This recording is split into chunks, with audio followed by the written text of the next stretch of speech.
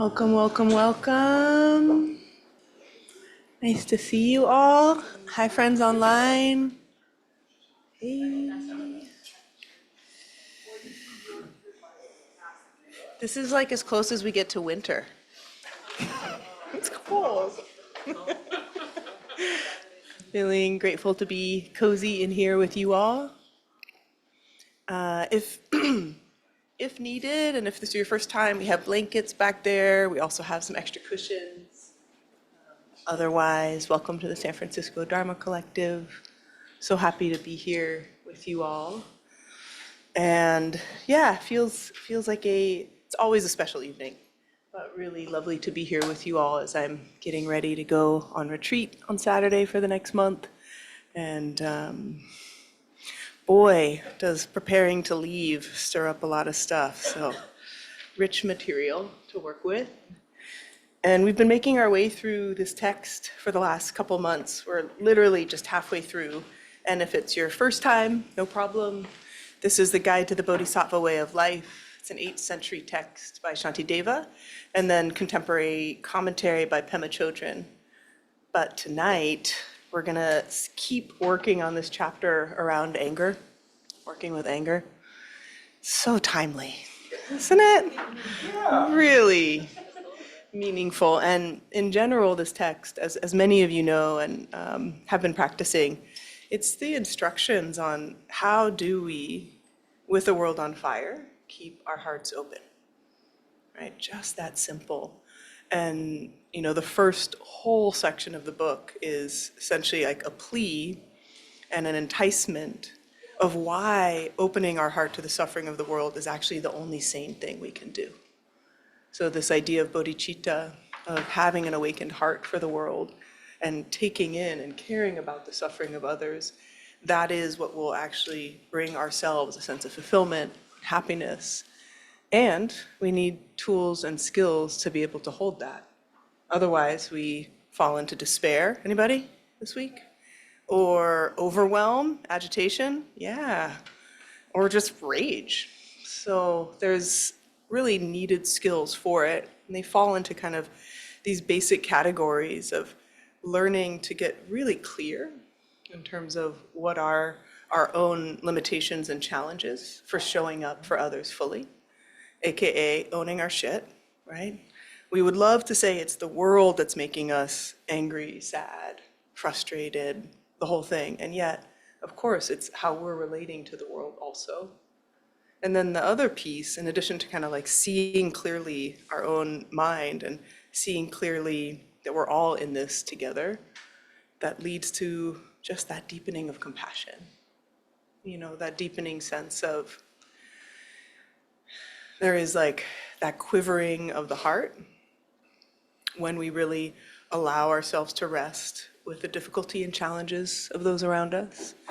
And the compassion really can start to act in tandem. Often in contemporary psychology, we're mixing compassion of self and other, kind of as though they were separate. But really, like that compassion for us naturally then emanates also towards others.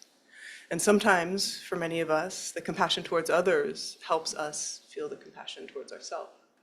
So there's just this beautiful weaving throughout this book on how we work with that stilling and clearness of the mind and cultivating compassion together. And I love working with anger. It's a very meaningful topic. I think there's a lot of confusion around anger, and there's a lot of opportunity for us to see ourselves more clearly and to take that responsibility for our own experience and for our own emotions. Just this is kind of a sneak preview from the chapter, but I love this little stanza here. And this is Pema Chödrön writing.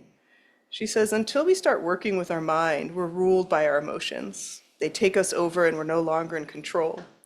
When we get angry with others, we could remember that just like us, they do what they do for complex reasons, not the least of which is being controlled by their emotions. At times, we may feel completely justified in being hateful. Yet when someone harms us, we might ask ourselves, why aren't we enraged by the falling branches of the trees just the same? So this idea of often that sense of anger and that sense of righteousness, we have an idea or projection that there's volition, there's intent to harm, someone's out to get us, it's about us, it's personal. And yet, if we could just treat, the way that we are hurt and harmed in the same way that, if a branch is blown over in a windstorm, we don't maybe we kind of blame the wind, but we don't hold on to that, right? We don't ruminate on it. And I'd love us tonight to start our time together with a practice, and a practice of compassion actually around the additional suffering that we create in our life.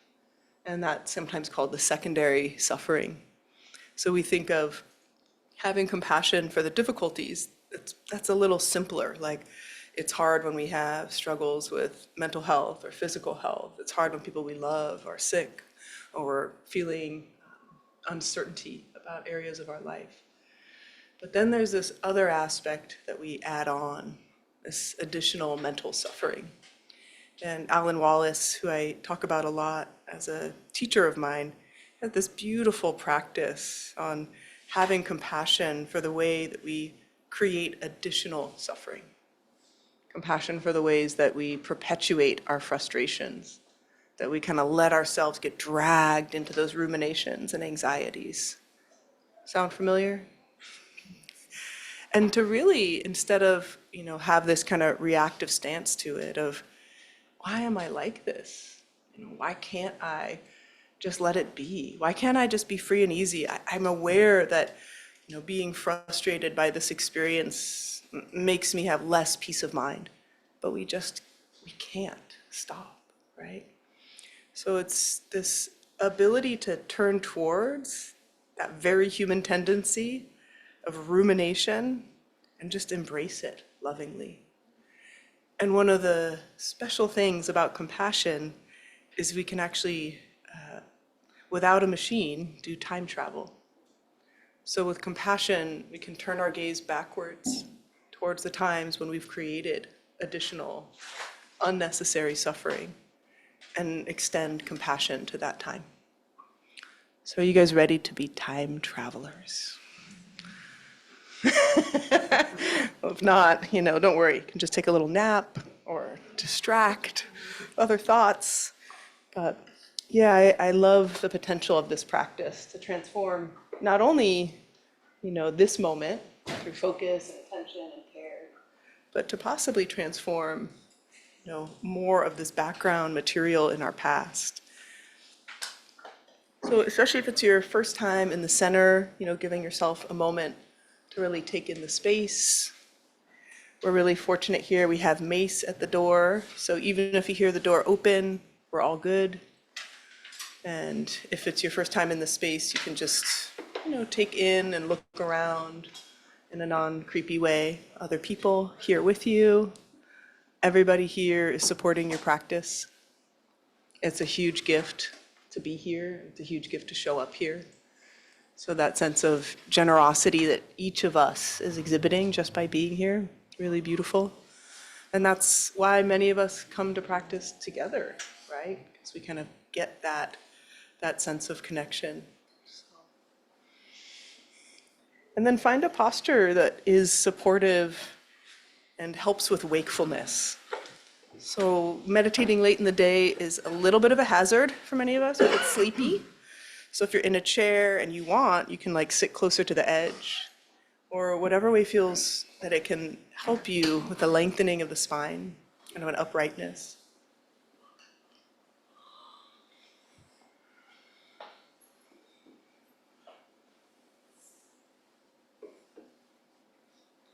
And if it's comfortable, you can have your eyes be closed.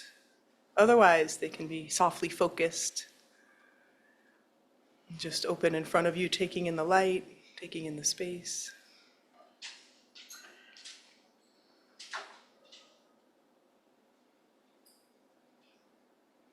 And we'll give ourselves a nice amount of time to settle in. So beginning by sensing just the space around us. For those of us in the center, the quality of the air in this room, the sounds outside and inside.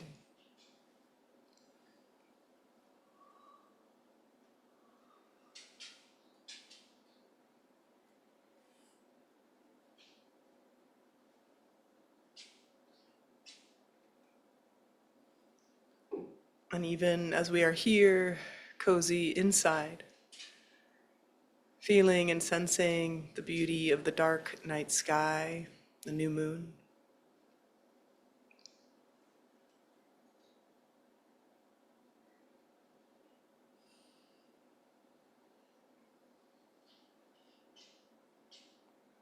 Situating this body, mind, and heart in space and in time, here in this room, here under the night sky, here in this winter season.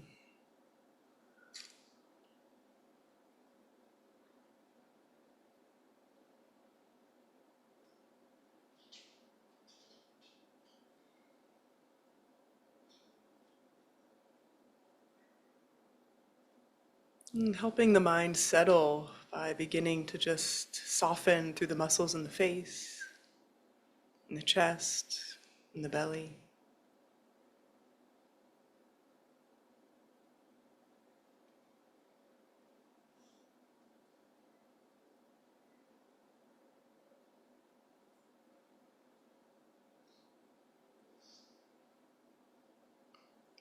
And when the bell rings to start our session, see if you can sustain your attention and awareness to the sound of the bell.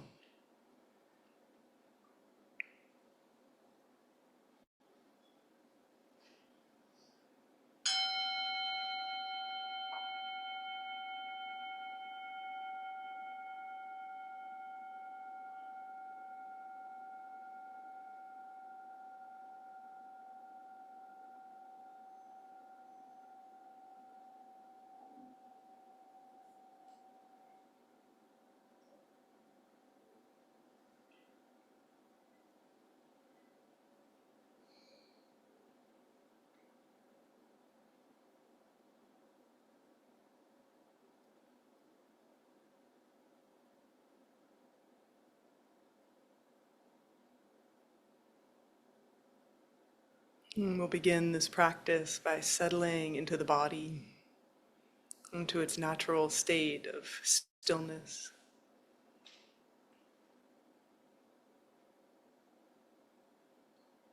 So bringing our attention and awareness to the experience of the body, this choice to not be moving, going anywhere, doing anything, this choice of stillness.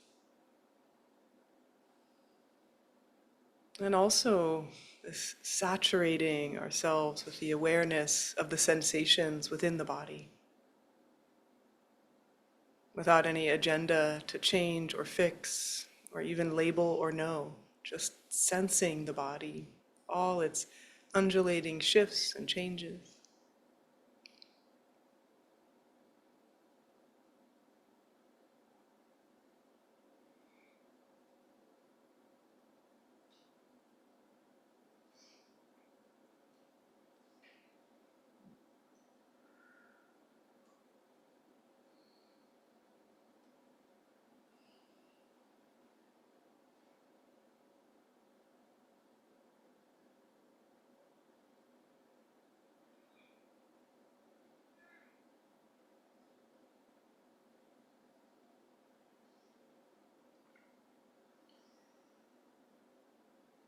Of course, the mind is going to do its thing.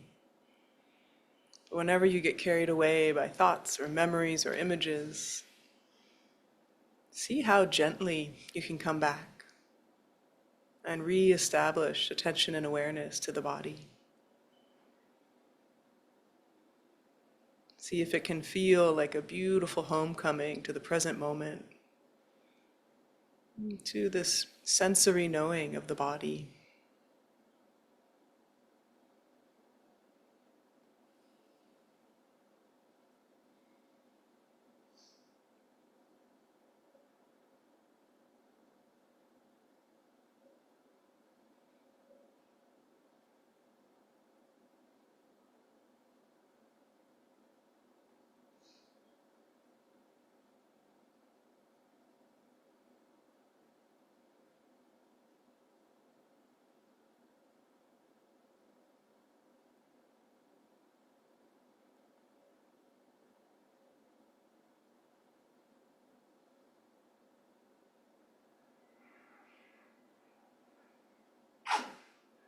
Feel or imagine this possibility that bringing attention and awareness to the body helps us connect with an unbounded sacred space within us.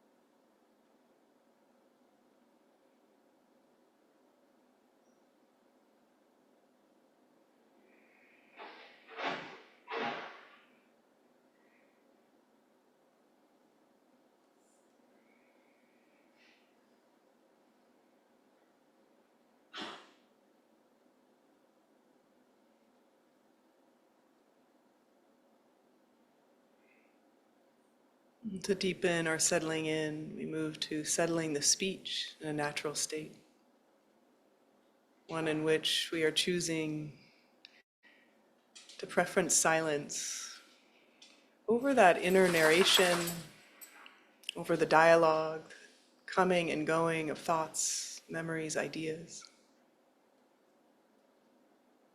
And while we remain settled in the body, we can start following the breath more closely. Breathing in, having a sense of vividness, clarity, uprightness. And breathing out, inviting ease and relaxation.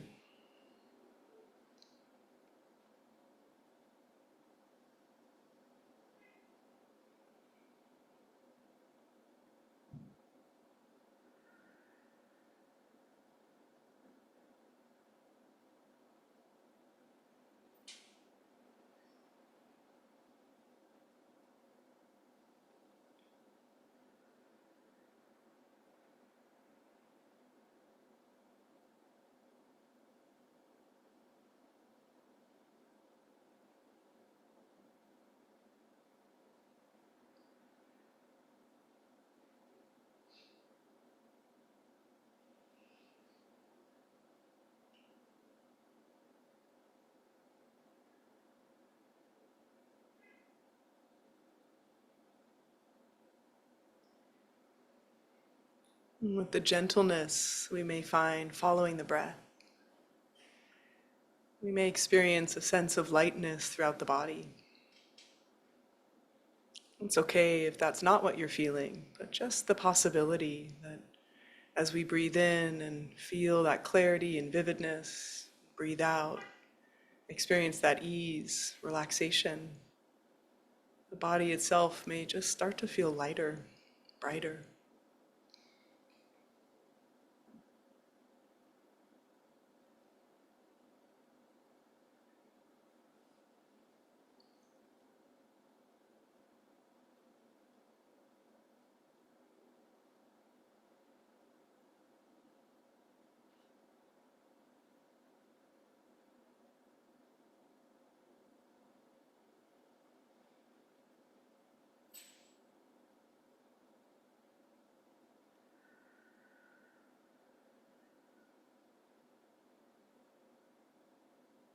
And we could even experience the thoughts, memories, and images, the movements of the mind as light as well. And redirecting that energy of light back into our own present moment practice, not carrying us away to the future or the past, but just right here, breath by breath.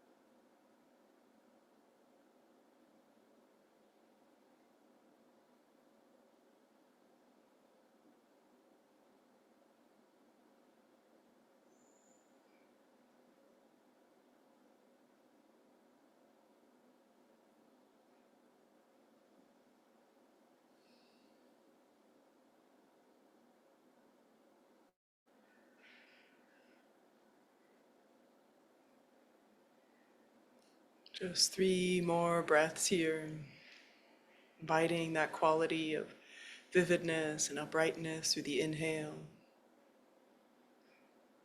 And ease, relaxation, melting through the exhale.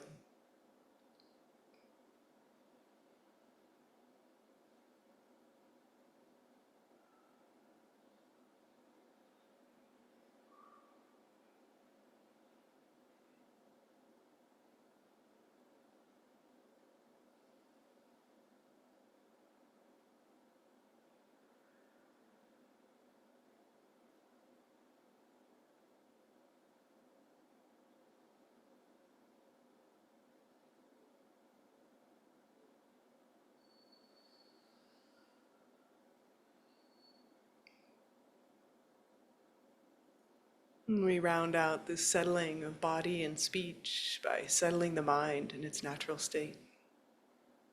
Just a very subtle shift, sense of warmth and openness.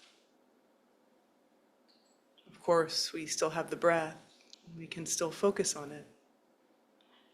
But seeing if we can have a sense of the space of awareness around us, almost as though we get to lean back in the mind. And instead of the thoughts coming through and feeling like they're right in front of us, we experience them as foreground, and instead we place our attention and awareness in the background. It's this existential sense of relaxation while finding the vividness, the brightness of our awareness here.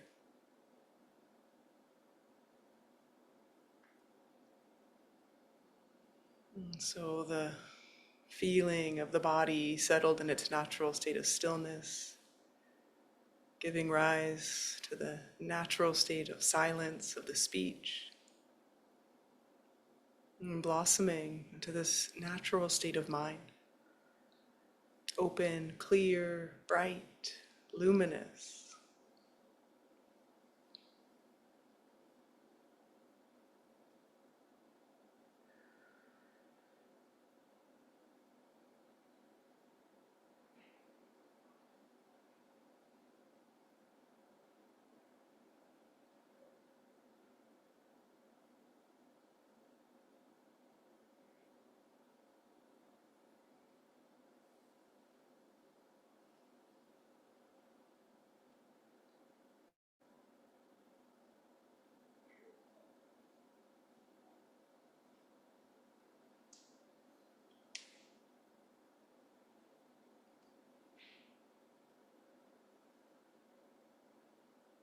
And it's okay if it's hard to sense that spaciousness, or we don't quite know where to go, what to be focusing on.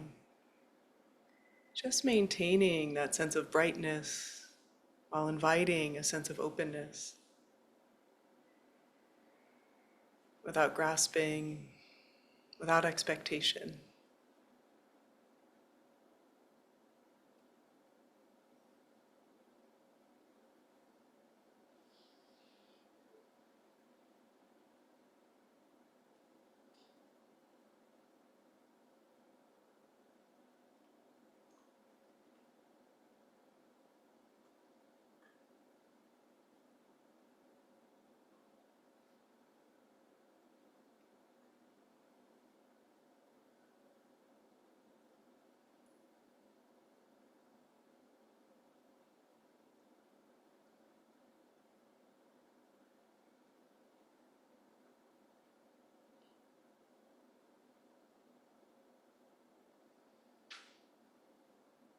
We take a moment here and shift attention and awareness from body, speech, mind.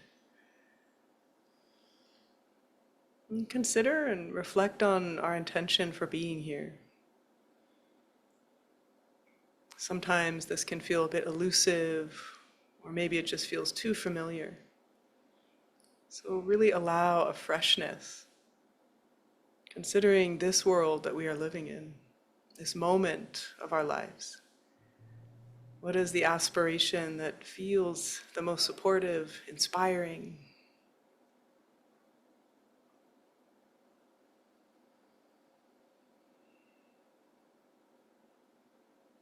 It's almost as though we get to call in this very quality simply by naming it, whether it's connection or compassion, kindness.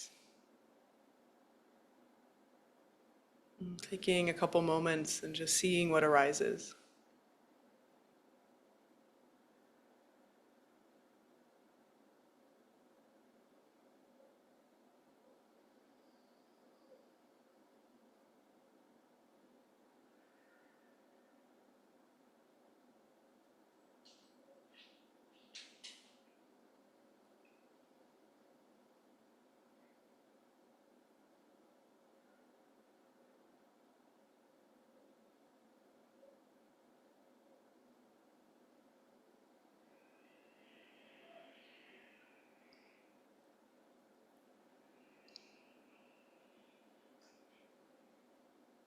Letting the intention or aspiration recede a bit into the background and directing our full attention and awareness to the space of the heart. Whether it feels a little tender or buoyant and full of light, whether there's a sense of remoteness, difficulty to even feel. Just sense and imagine the fullness of the heart. Before beginning a compassion practice, we give ourselves this opportunity to just sense the boundless quality of the heart. All the love we have received, all the love we have extended, all of that right here.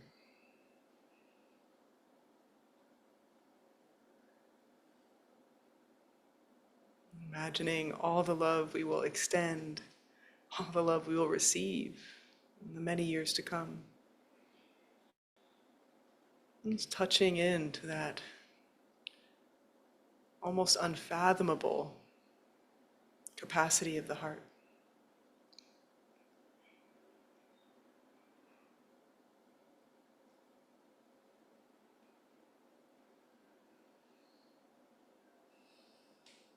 And it's from this place of feeling a sense of deep resource, deep potential, even if we feel a little tired or worn out in this moment. The heart is holding us. And it's from this place of resource we can extend and generate compassion.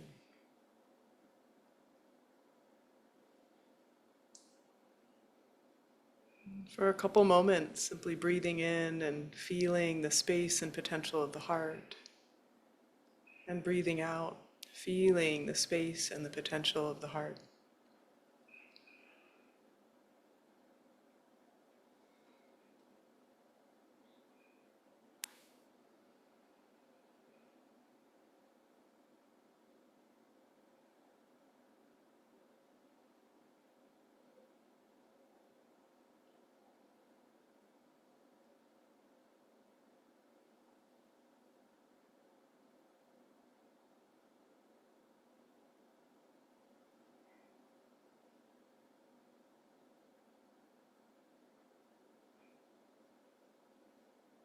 And we shift our attention now to imagination and memory. And we bring to mind maybe a specific time, or maybe just the clear seeing that in the past we have contributed to our own distress and struggles. Maybe because of our early life experiences, we continue in habits and patterns that harm us or harm others. Maybe we just can't let go of certain ideas or beliefs.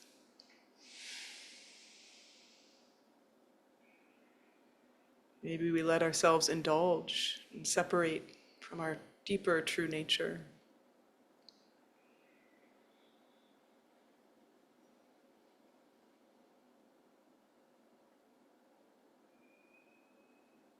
Just taking a moment and considering the ways in the past we may have contributed to our own suffering, piled it on.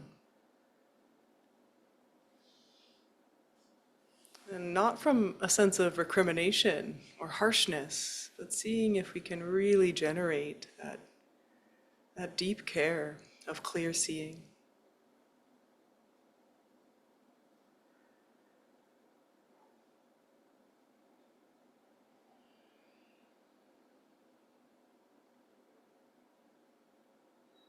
If one example comes to mind, that's wonderful. If it's hard to find one, no problem. But see if you can connect to that sense of deep care when in the past the mind and thoughts have created additional suffering.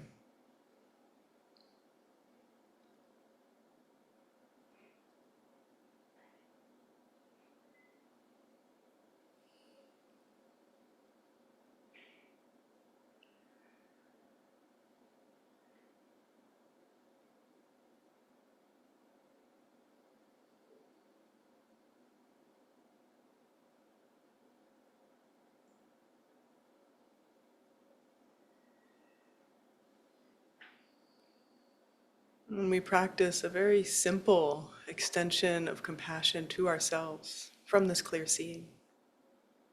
So as we inhale, we really connect with that difficulty, that hurt. And with our exhale, we extend love, forgiveness, care, kindness.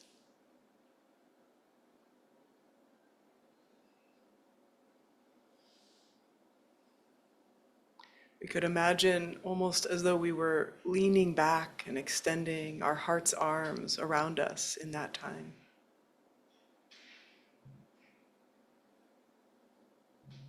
So inhaling with that sense of care and connection, and exhaling, deeply sending that aspiration to be more free, more at peace. Feel a sense of love and belonging.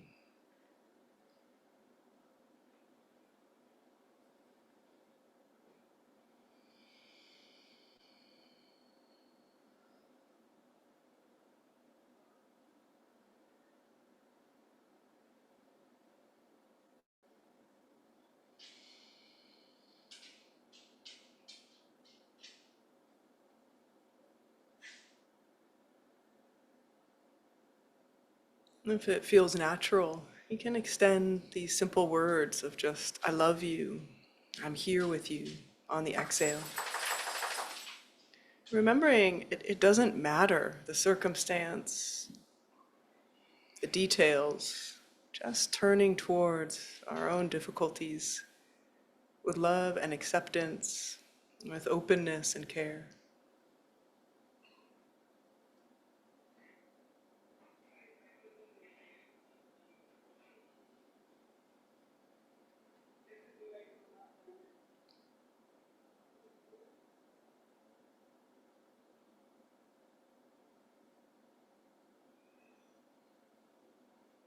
Just 2 more breaths here.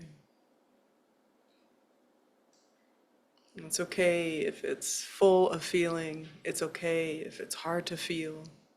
Just the practice really helps generate this possibility of heart practice.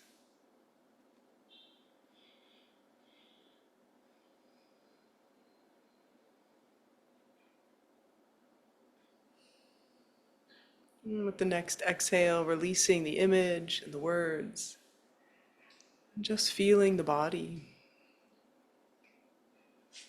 Feeling the body as a body of compassion.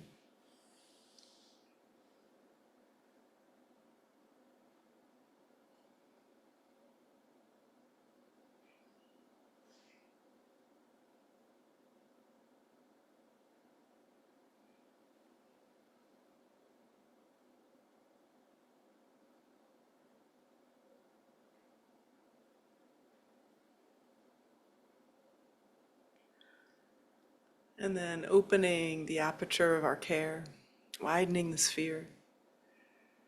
recognizing that each person in this room here and at home online, each of us have struggled by our own making, have contributed to our own pain and difficulty. And seeing if we can have that same sense of care, interconnection.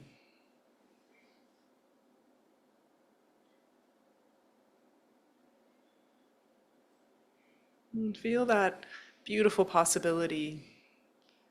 What if all of us felt more free from this? What if all of us felt more loved and held? And again, with the breath, drawing in with this possibility, and exhaling that sense of love and support and presence to each of us here.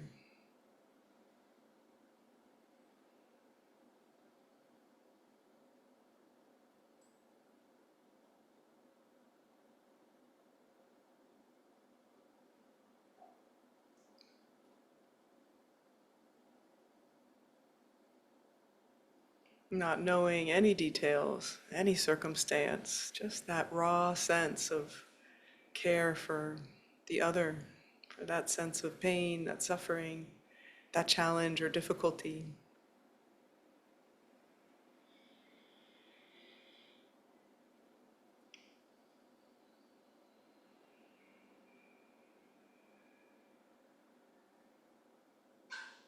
Inhaling with the aspiration, exhaling. May each of us be more free. May each of us know love and belonging.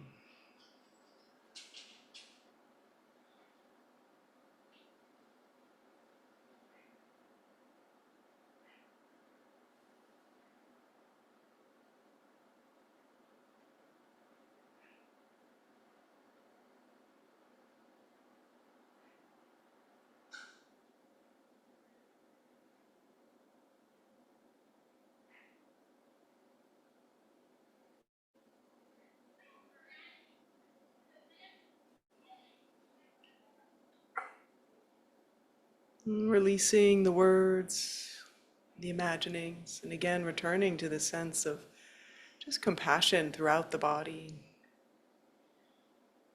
And feeling the sense of being in the field of compassion, everybody.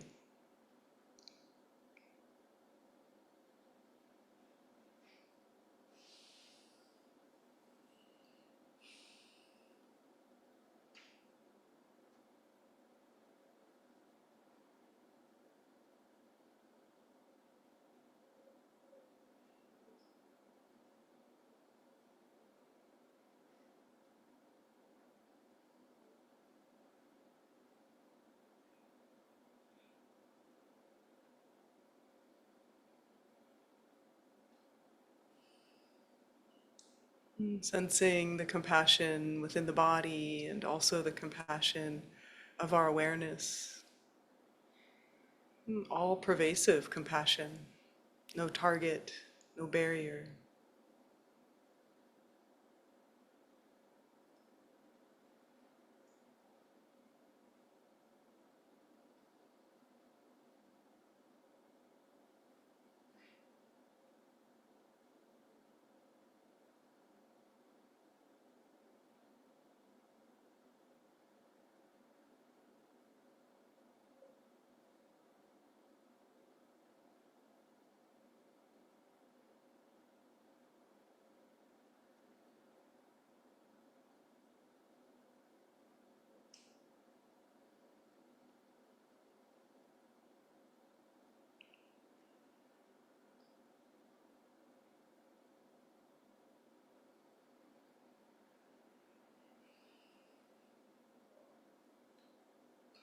In this open expanse of awareness as compassion, everything that comes to awareness can be held with compassion. A thought, a memory, an image, all beings. See if we can rest in this feeling of our awareness as compassion, not needing to do anything, extend, just being with the sense that compassion could infuse our very way of being, feeling, sensing, become the background and the foreground.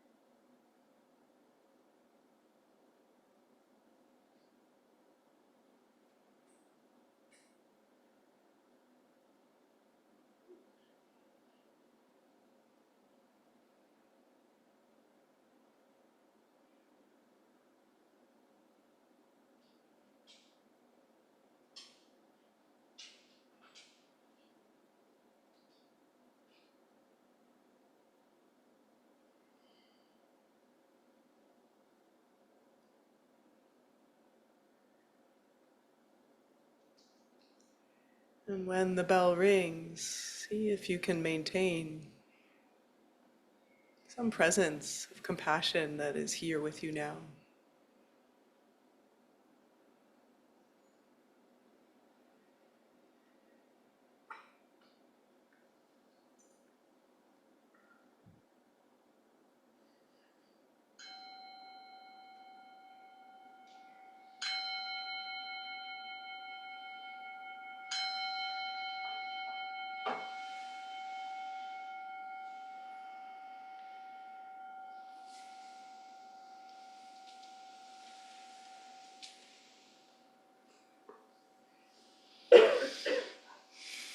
Thank you for your practice.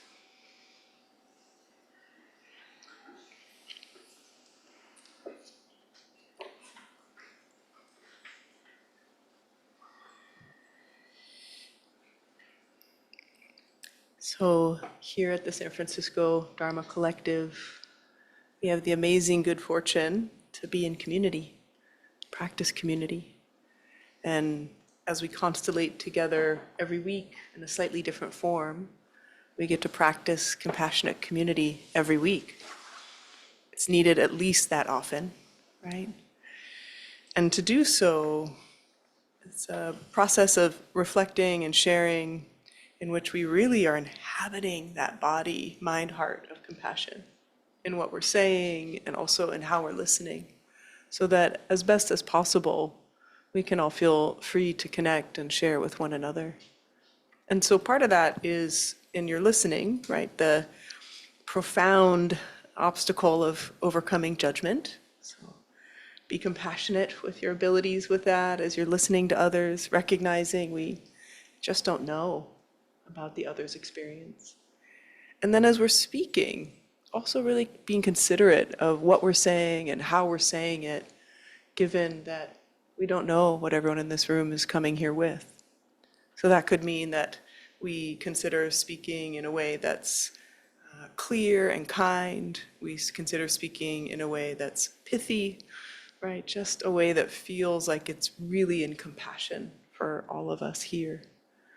Sometimes we get a lot of raw material, and it's such a beautiful, sacred thing to hold, but sometimes it's not always right in every case or condition. So to just be considerate, especially of all who here in this room has a tender heart at this moment? Yeah, everyone else is lying. So for all the tender hearts, just being kind with each other and what we share and how we share. It's really such an important part of our community here that we get to be in dialogue and in connection on this unfolding path together, sharing about our practice and experience. So what do we think? We in? All right.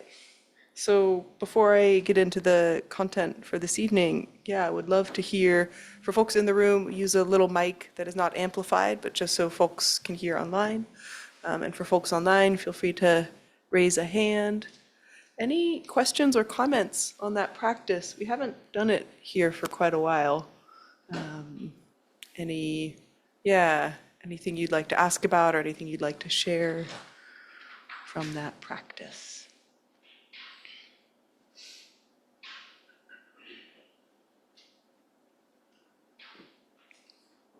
I enjoy awkward silence, don't worry. Is there a mic? There is. And please say your name, since not everyone knows each other. Yeah, hi, my name's Matthew. My heart would not open. Just wouldn't. Yeah. Like an obstacle. Don't do that. Yeah. That's not safe. You can't do that tonight. Yeah. How to work with that? Yeah. How did you? I know you're not exactly new to this. No, I'm not exactly new to this.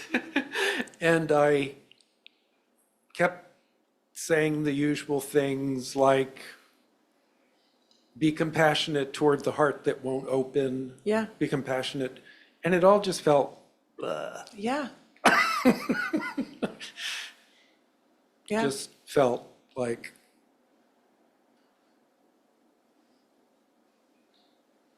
this isn't working. Yeah. Is that a surprise to you, or is that kind of like, that makes sense given whatever other context and circumstances are going on right now? Yeah, it makes sense. It is new. I've rarely Yeah. experienced this Yeah. with such rigidity. Yeah. Yeah. I mean, it's, But yeah. Sorry, go ahead. the last week or two, it's just, I'm not opening that heart. Yeah. I mean, which is, right, some wisdom part of you that's being self-protective. Yeah, I realize that. Yeah.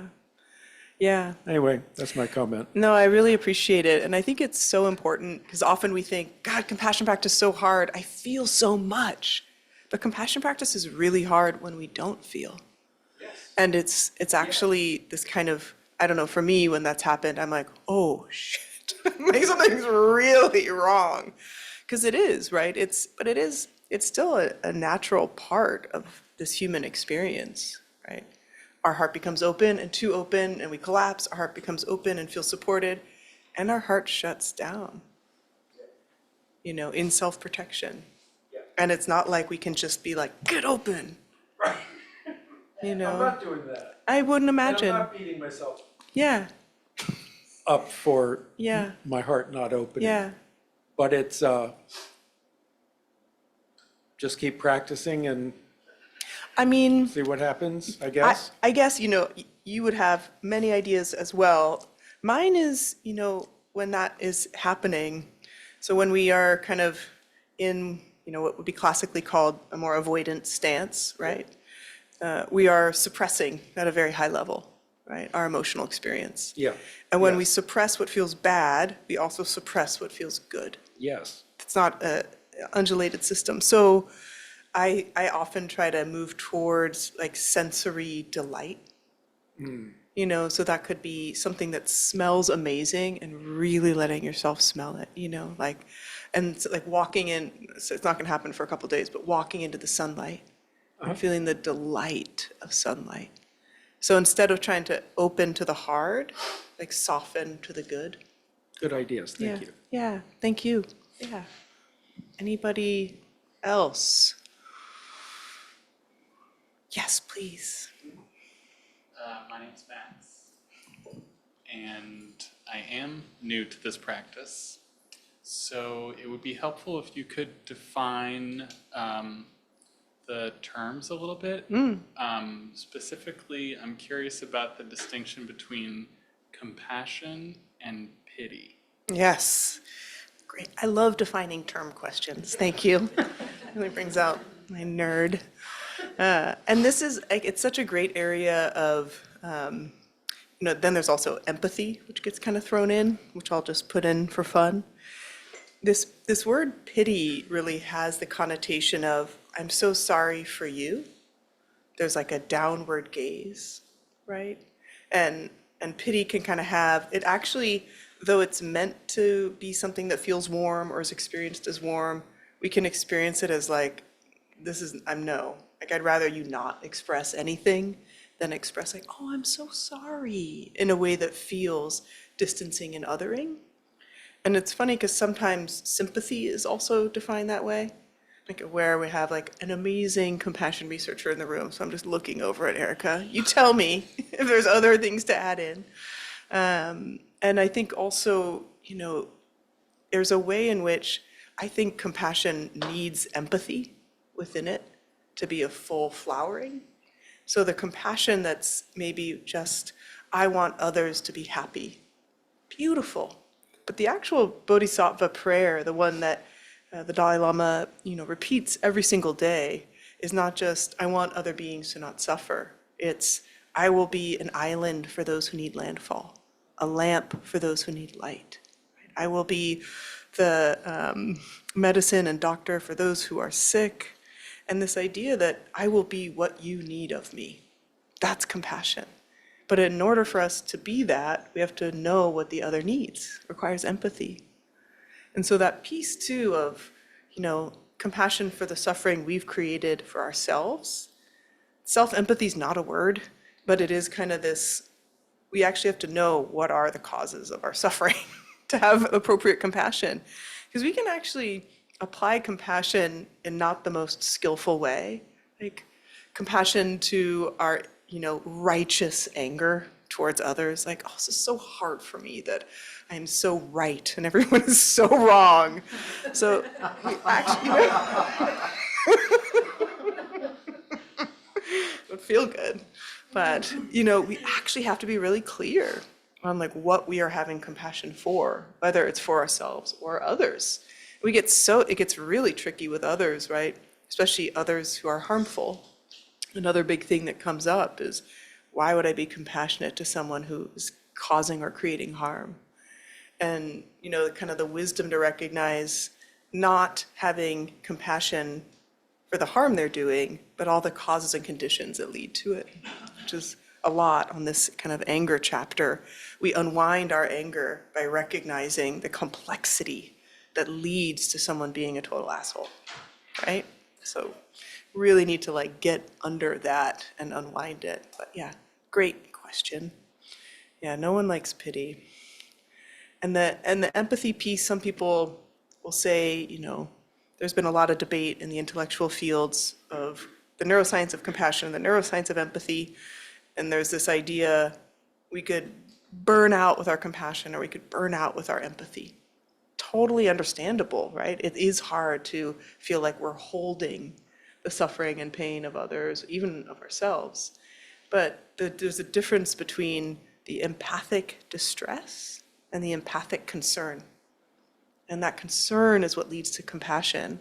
And the distress is often actually self-related. I can't handle this. So really helpful when it's a little bit more of, this is so hard to be with. I care so much. And that piece of trying to resource ourselves within like the boundless capacity of our compassion, we have to be acting from there. But it's really hard to not get lost in the distress and the overwhelm sometimes.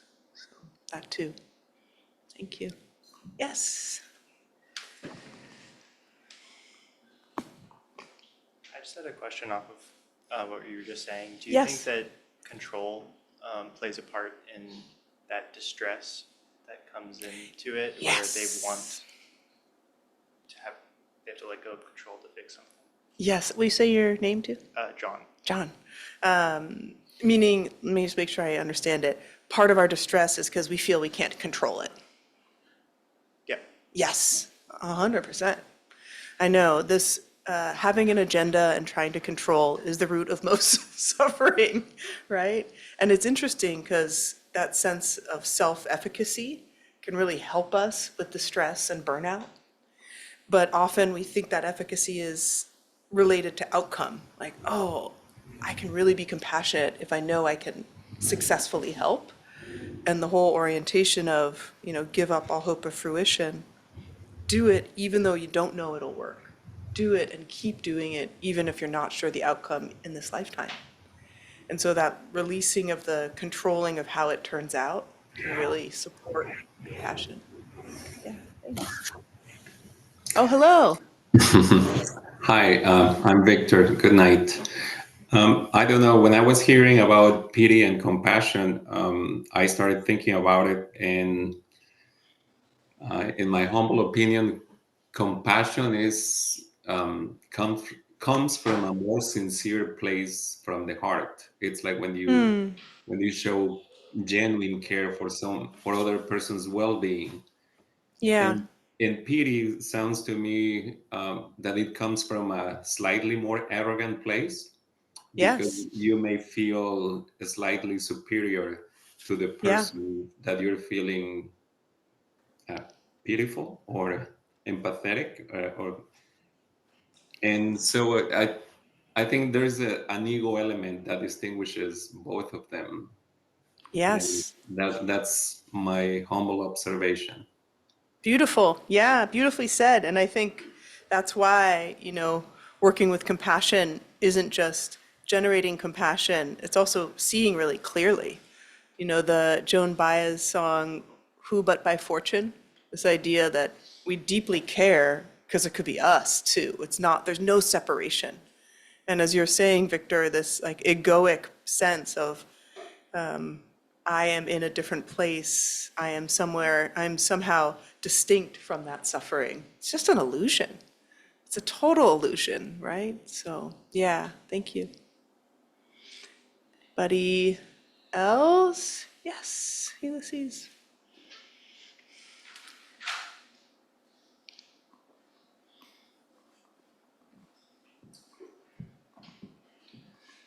Thank you. I was noticing that compassion, especially now around personal matters that are going on in our family, is becoming at the forefront. And I realized that it becomes more intense when you yourself have experienced something Yeah, similar to what a person is experiencing, and you kind of can see it through their eyes. And so right now, it's like I'm in a space where I have to hold compassion for those that are around me that are experiencing these things. But I know the feelings, so I'm just like, oh, and yeah, a lot of compassion, because you want to take what they're feeling away, but you know you can't, and so all you can do is just send extra compassion their way.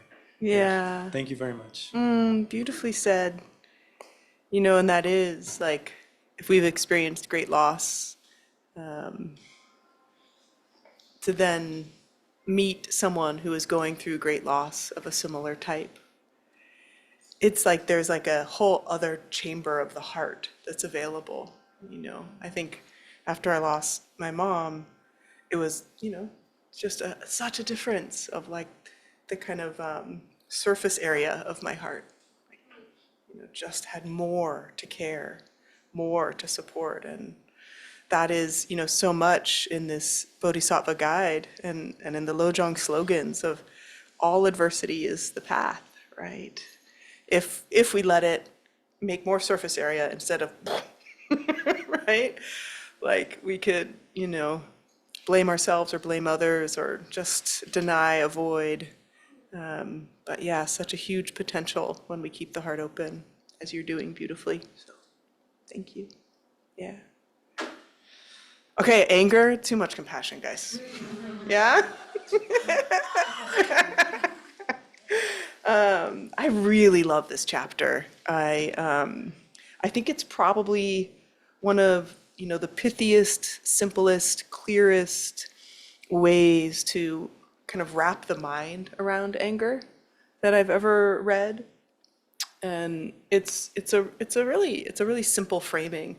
Most of what we do when we try to work with our difficult emotions is called cognitive reappraisal, or essentially changing the way you experience the emotion. You can't change it at the root. That would be wonderful. That's a different kind of strategy. This is, once I recognize that I am feeling angry, how can I look directly at that perspective in a different way, in a completely different way? And there's three main ones in this chapter. So we'll go over each of them, but one is, which one do they start with? There's three different ones, but the first one is training,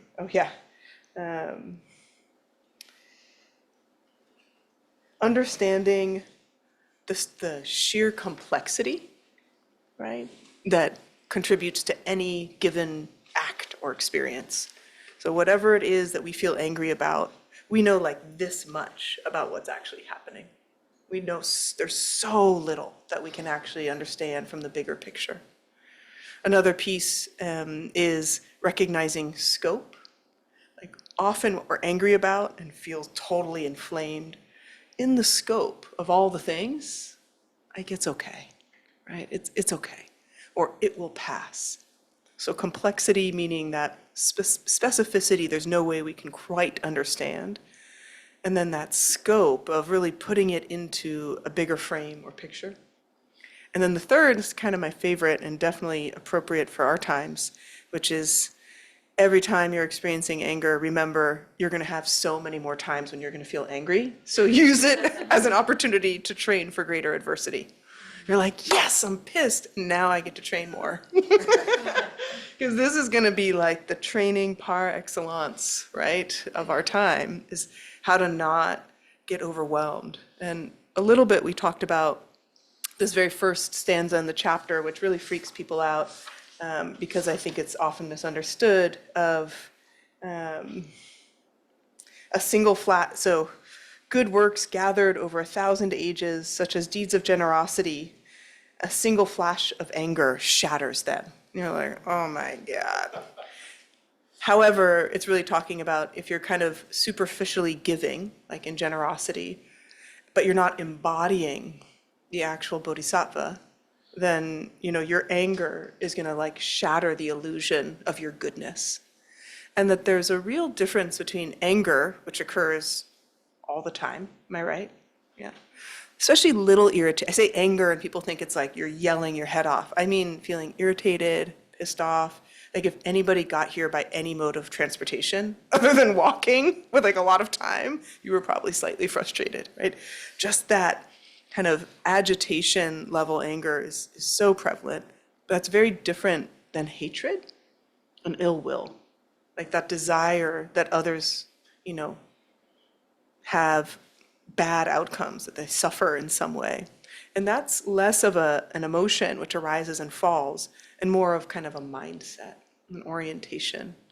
So there's a difference talked about between the Shempa and the Kleshas. And I love this word Shempa, because that's that little like tug, like right before the emotion comes, and you're like, like you feel it, and you're like, I'm gonna go for it, right? So it's like recognizing the tug or the spark before the flame. But then kleshas, it really describes this kind of habitual way of responding. Not just, I always think of like the worst examples. What have I actually been angry about? Like a silly example. It's really good ones when you're angry at yourself, like trying to, repot a plant, and then, by trying to do too many things at once, you drop it and like make a huge mess on the floor. Not a big deal, but you're like, what?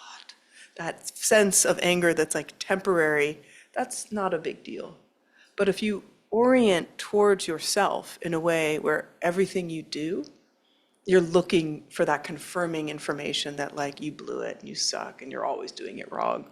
That's more that quality of like, I have an orientation, I have this kind of well-trodden pathway of how I respond to anger, and including towards other people.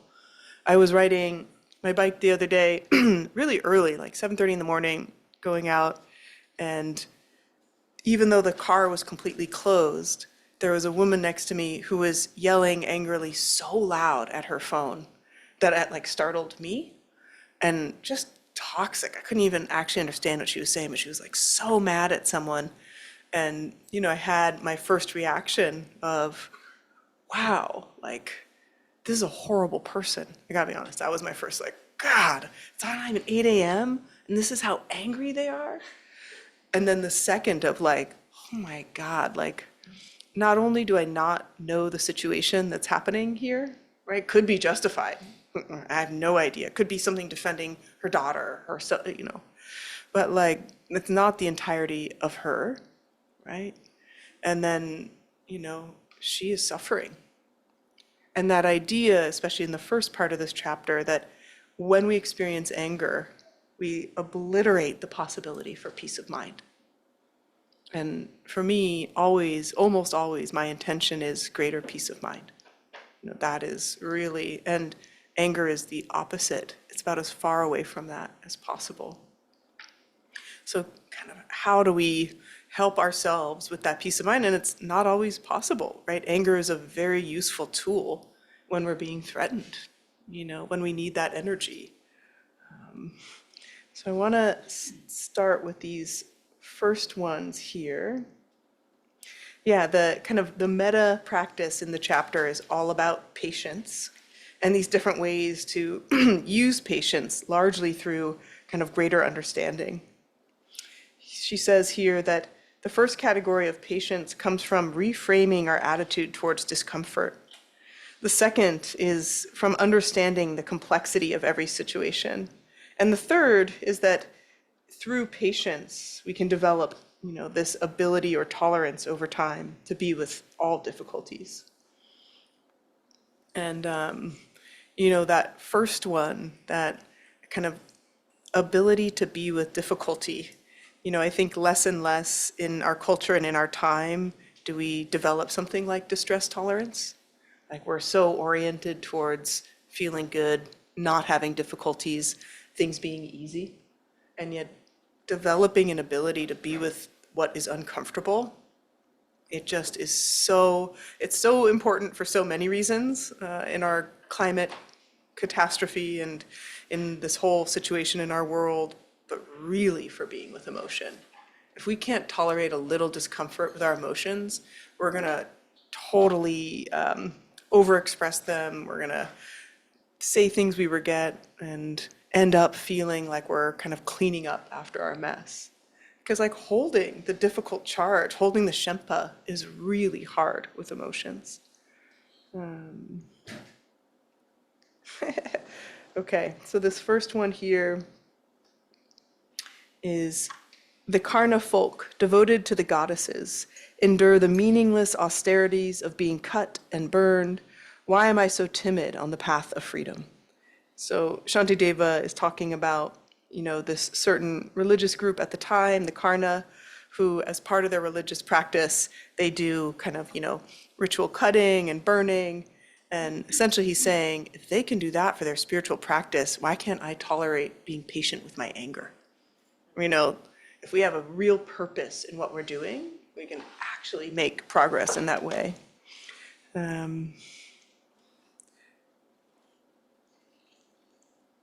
Yeah, so Pema says, in this method of developing patience by learning how to be with discomfort is interesting to contemplate in a culture with such low tolerance for mental or physical distress. We're inundated with advertisements telling us we deserve to be comfortable and happy. But believe me, with the austerity of patience, we will experience pain. And so there's some kind of, real honest, clear seeing that if we want to work with anger, if we want to have peace of mind, there might be these intermediary steps, which is being with what is uncomfortable in the moment, right? And being able to not like kind of overindulge it or energize that discomfort, because the emotion, it will rise and fall on its own. If we aren't continuing to think about it, if we aren't putting kerosene on the fire, it will come and go on its own. She says, working patiently with the kleshas can be very uncomfortable. When our self-importance gets punctured, we might know intellectually it's a cause for rejoicing, but at a gut level, it hurts and we don't like it. So I think about this a lot with anger and frustration. One of the triggers that I've noticed in teaching people over the years is really hard to let go of when it comes to anger, is feeling disrespected. Because it's like, but no, but oh no, they disrespected me. Like there's like a real clear energetic directionality there. And we feel like we deserve our anger towards that disrespect. And it makes sense evolutionarily, right? We want to have some sort of status. It matters to us who we are and how we are. But as Victor mentioned earlier, like that egoic sense of self is problematic just at the base. And with anger, oh my gosh, we get to really see our ego because it's such a self-protection mechanism, right? It really rallies up. And so let's say, as kind of Pema is suggesting, that we get dissed. Can we sit with the discomfort of that?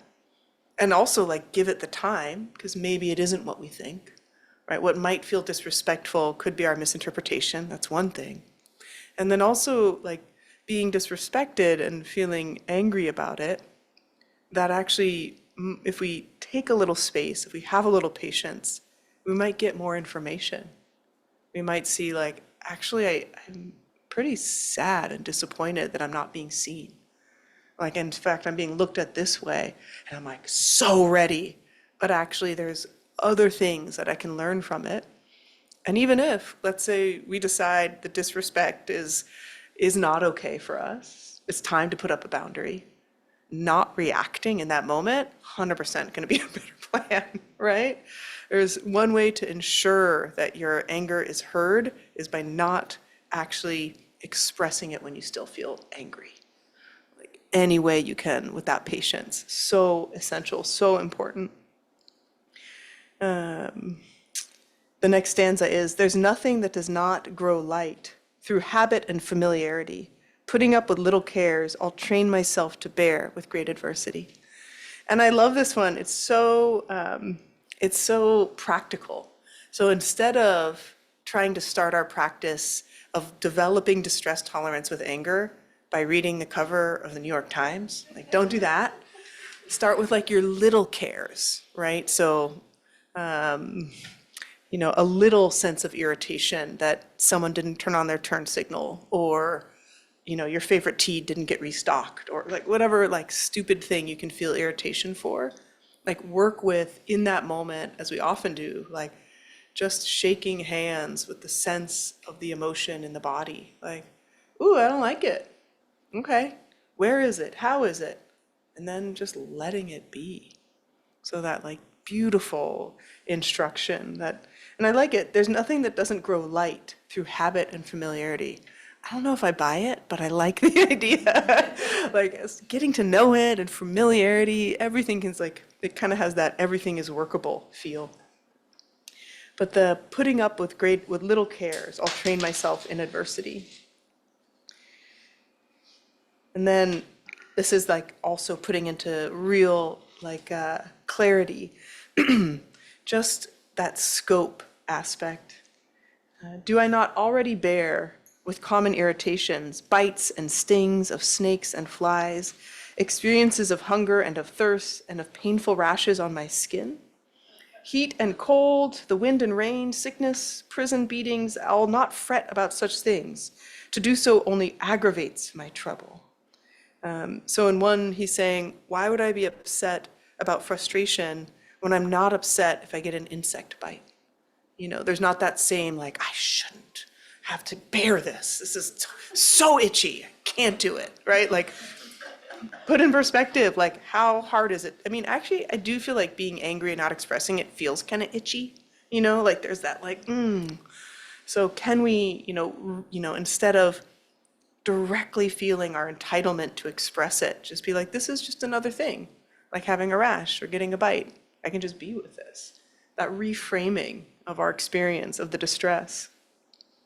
And then heat and cold, wind and rain, sickness, being in prison and beatings, these all sound pretty bad. He says he'll not fret about such thing, but to do so only aggravates my troubles. So also seeing again how we contribute, like the additional pain and harm. If if it's really hot out and it's really unpleasant, and then we think, it's so hot out. God, I hate this, right? Like it's so much worse. So this really recognizing how we aggravate our own troubles. There are some whose bravery increases at the sight of their own blood, while some lose all their strength and faint when it's another's blood they see. This results from how the mind is set, in steadfastness or in cowardice. And so I'll scorn all injury and hardships I will disregard.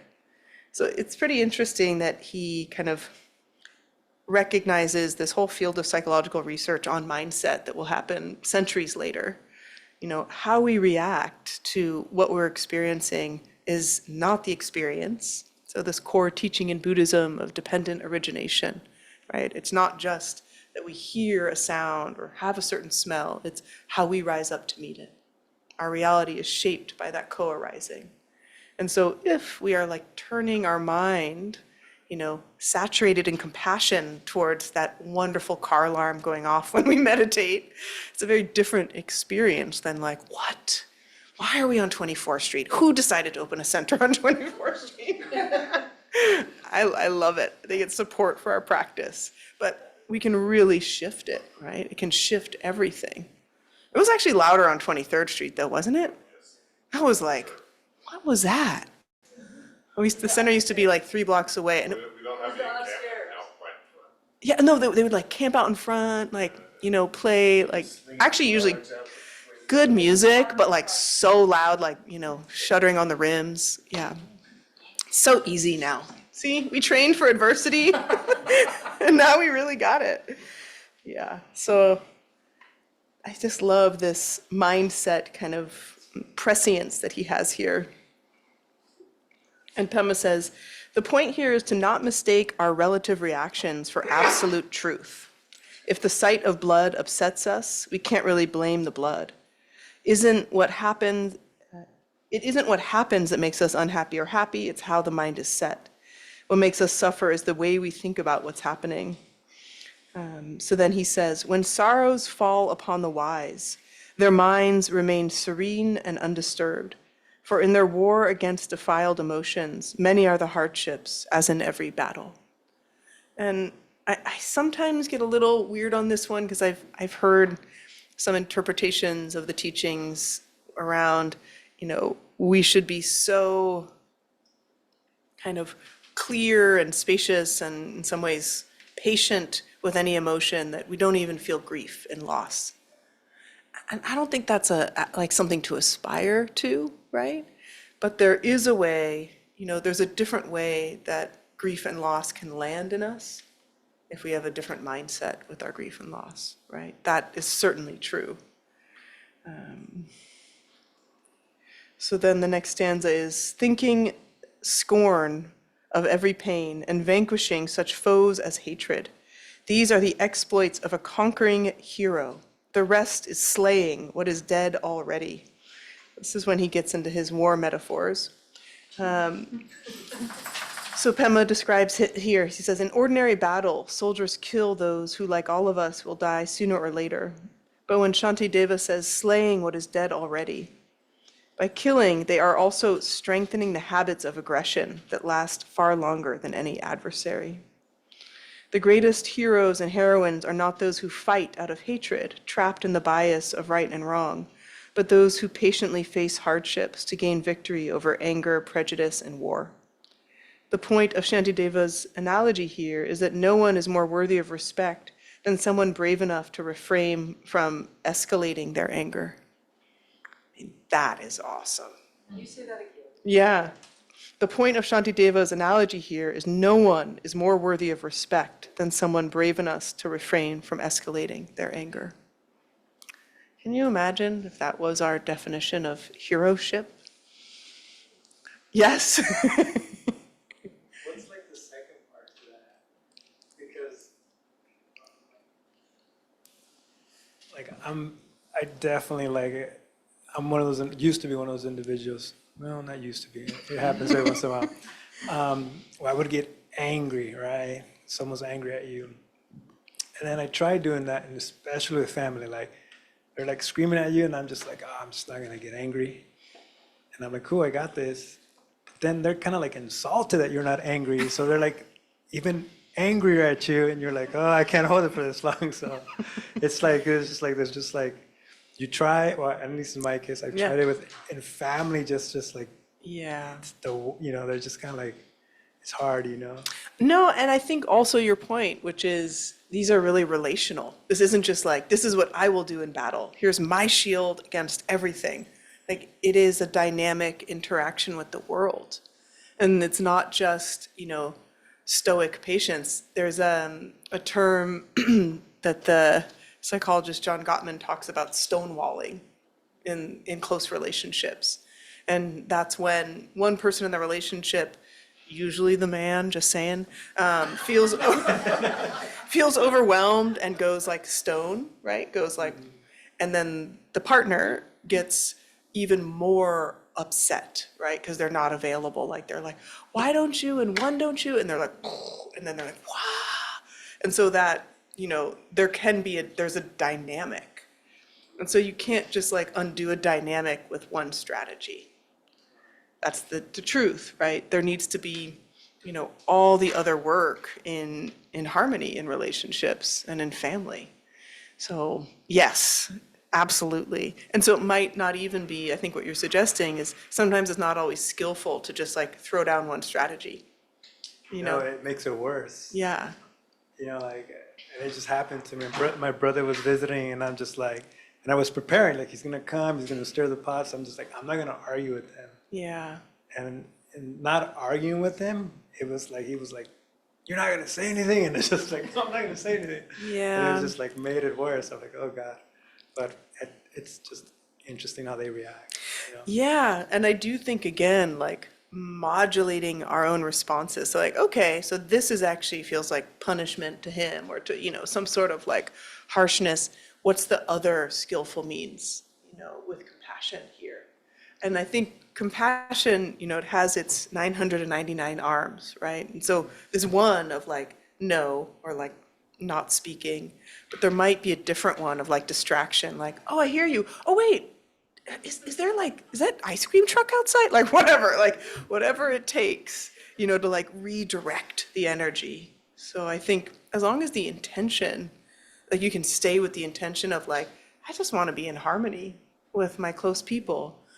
Whatever is the move from there can be like infused with compassion. But I think we should definitely, have a whole revised edition of Guide to the Bodhisattva Way of Life with your close family members. It's really hard. So, thank you. Yeah. Jason Any raised other- his hand. Oh, Jason, hi, Jason. Hey, pardon me. Can't speak. But the escalating anger has really triggered a desire to have a much more maybe even a retreat, maybe even a year of practice to just find the way to do that. Like the Shempa, I really love the Shempa and the Klesha because I was able to apply it to very many situations where I was like, oh, that's the feeling of Shempa. But I go straight, I can't control it. I mean, I'm actually really struggling with that. So I'm Yeah. wondering, this is just kind of to plant a seed of like saying, is there, do you have a recommendation or is there a specific practice for not escalating? And Yeah. is there other programs that you might recommend that might be like a retreat about it or even longer kind of committed training? It's a great idea. I mean, I do think if you are clear that anger is something you want to work with, like all practice will help. It's not like one practice, all practice will help. And, on that Atlas of Emotion online, the timeline, like working with the timeline of emotion and looking at especially the root causes, like even doing that like once a month for a year, my guess is it would just be transformative. Yeah. It's a great idea. If I get some funding, we can look into it of like how to do, because I think you're right, and very often over the years when I've thought of like what would really help people with emotion awareness, I do think it's this really focusing on one emotion and really getting that familiarity and really understanding it and then like easing up. maybe look at another emotion, and then like kind of giving ourselves space to really become like fluent in our emotions. And I don't think you just get to do it for 1 year and it's done. I kind of think you just keep doing it forever. Right. So just to set expectations clearly. Yeah, and thank you. One of the things that feels like the most strong response is how easy it is to get angry, right? It's so easy to just go into that place. And sort of what's the biological part of it? There's a lot of interesting things that are going on with your body. I've been trying to Yeah. learn how to read them, and I don't still feel like I have any kind of sophisticated way, but I'm beginning that process. And Yeah, and this conversation has helped. I'm so glad. And it might be interesting to look at the Gottman's work. It's much more relationship oriented, but they have a lot of tools online and free stuff online, and ways to kind of understand it in relationship, because I think understanding emotions in relationship is so critical, right? Not just partner relationship, but in relationship to others. And then I'll just say, it is easy for some people to experience anger, but as I think we spoke about last week, for a lot of folks, it's actually hard to access and express anger. So that is its own kind of challenge and difficulty. I saw a couple hands. We can do like one more question here, Jim. Yeah. You have Maria Pema- online as well. Okay, sorry, Diane, we got some folks in the room too. Yeah. So Pema has another way of reframing this, and she talks about our propensity to be bothered Yes. and just how easy it is for us to get really triggered by small shit. Yeah. And it's, her books are awesome. So, she has lots of great ways of talking about dealing with anger and Yeah. patience and all that stuff. Yeah. And it's just a pretty funny way of I looking at love it. that. Yeah, and I think that like softening and that hilarity that she brings to this kind of somewhat dark and difficult material, it is helpful to laugh about it, like we kind of have to. Because it's ridiculous. And, the things that snag us, that like get us hooked in anger, it's always humbling. It can be like little stuff, right, that get us all the way there. And, right now we're talking about this strategy you apply after. Like, oh, I know I was angry, but now I'm gonna look at it in a different way. The other piece I was suggesting to Jason, which is so important, is really getting underneath and understanding what are these like common threads when I get angry that are familiar over time, and what's the story of that, and can I like work with that story? Yeah, that's one of the reasons I actually love this center is the noise outside. Why I like 23 even better, 1 on 2030 even better. It is like, if you can meditate and not get annoyed at all the car alarms and all the other crap that goes on outside, that's good practice. Yes, we meditated with the protest 2 weeks ago here. Well, Aztec dancers yelling, it was awesome. I thought it was pretty fun. So I guess we're gonna have to do one more session on anger. Didn't get through all of it. I wanted to just, before we close here and dedicate the merit, we are going to have this wonderful opportunity to have a teacher come in February and share with us, and she's online tonight, Nicole. And I just wanted to give you a chance to let folks know you'll be in person and what you'll be sharing with folks here so they know. Can you unmute? I think so. No? Oh, can someone Hey, unmute? that's me. That's me. I will Thanks. unmute. And sorry, Maria. We'll get you next time. It's okay, no problem. Let's see. Nicole, here we go. I was just trying to say that I was getting a lot of mileage out of don't slam doors and move chairs around. Yes. It's led me right? to be so much more gentle and soft with everything. So that was I'm it. so glad. That was last week or 2 weeks ago. Yeah. Yeah. The Bodhisattva doesn't slam doors and move chairs around angrily. I love it. I love it. Well, thank you so much for for allowing a little bit of space and time, Eve, to say hi to everyone. I'm really thrilled to be joining you in February. And what I'm going to bring for all of February is very much a continuation of what we were engaging with tonight. It's all about entering the cave of the heart and how to transform a feeling of threat into healthy challenge. So it's about being with discomfort and being with discomfort with a sense of compassion. So there will be some gentle movement, some seated meditation, some talking, some discourse, some sharing. And I'm also a musician, so I'll bring my voice and harmonium. So Beautiful. yeah, I'm really, really thrilled and excited. Yay. Thank you so much, Nicole. And yeah, really beautiful and dynamic to receive your teaching. So I hope all of you can join. And let's take a moment and just regather ourselves here. Bring our attention and awareness inward. Maybe placing a palm on the heart, just giving ourselves that tactile connection.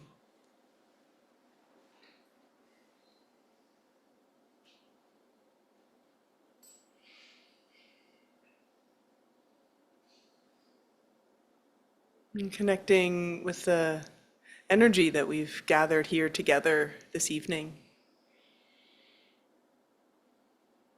And considering the possibility that we can symbolically and with our full hearts offer this energy. And so now, if it feels natural, placing both hands together in front of the heart. And dedicating this practice for all beings of all time. That all beings everywhere could know happiness and the true causes of their happiness. That all beings could be free from inner and outer harms. That all beings could feel love and belonging. That all beings could be free.